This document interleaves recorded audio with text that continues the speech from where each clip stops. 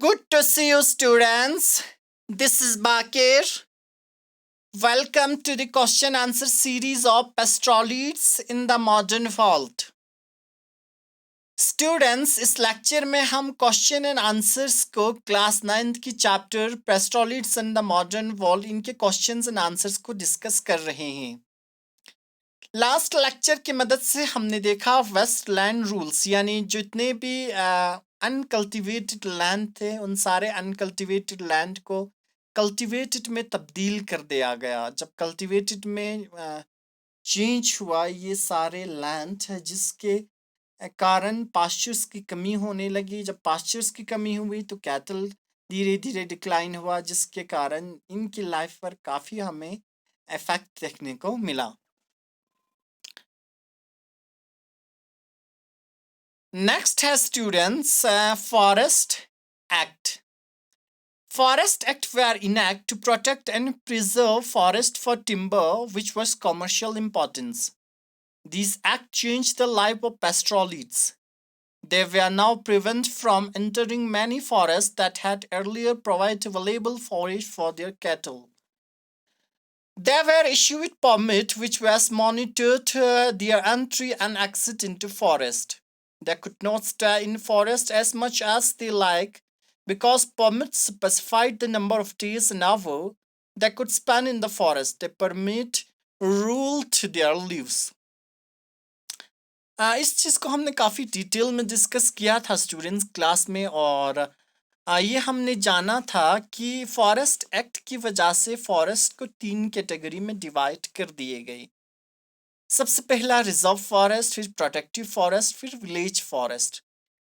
Reserve forest में तो जाना बिल्कुल ही अलाउड नहीं थे क्योंकि reserve forest timber reserve forest से ब्रिटिशर्स टिम्बर लिए जाते थे और टिम्बर का कमर्शियल पर्पस था जैसे कि जहाज जो जहाज थे पार्टिकुलरली जो पानी पर चलते हैं उस जहाज को बनाए जाते थे, रेलवे ट्रक्स बनाए जाते थे।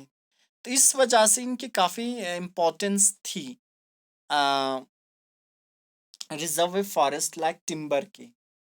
On the other hand protected forest और विलेज फॉरेस्ट में जाना तो अलाउड था लेकिन परमिट सिस्टम थे जैसे आपको परमिशन की ज़रूरत पड़ते थे और परमिशन लेकर आप कितने दिन रुकते हो, कितने घंटे वहाँ पे रुकते हो, ये सारी चीज़ें जो है मेंटेन होना पड़ता था। Criminal tribal act, criminal tribes act. The colonial government want to rule over a satellite population.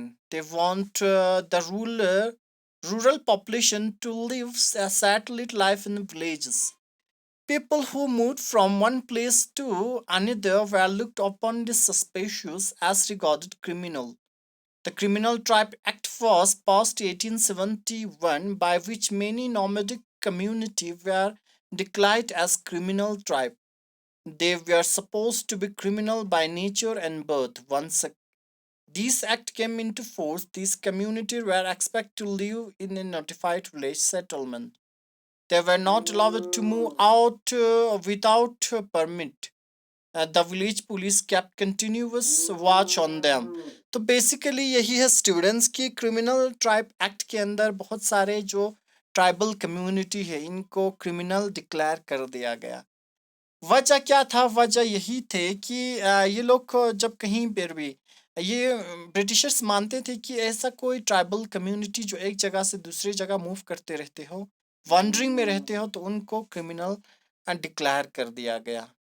तो वन ऑफ द मेन और कहीं कुछ करना होता था, कुछ काम करना, कहीं जाना, कुछ भी ऐसा होते था तो विदाउट ब्रिटिश परमिशन के जो है इनको नहीं जाने देते थे और इनको किसी भी चीज़ के लिए परमिट सिस्टम काफ़ी इनके लिए इम्पेरेटिव माने जाते थे। जैसे वाइट सेटलमेंट वगैरह भी जो बेसिकली जो इनके वाइट सेटलमेंट भी ट्राइबल के पास नहीं रखते थे, कहीं न कहीं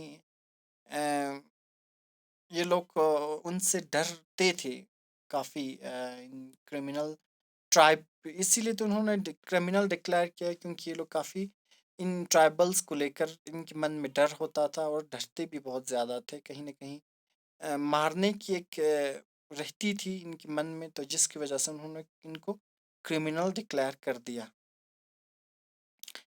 so thank you so much students. आप किसी भी सोशल मीडिया प्लेटफॉर्म के साथ कनेक्ट होकर ज्वाइन हो सकते हैं और अपनी क्वेरीज हमें बता सकते हैं।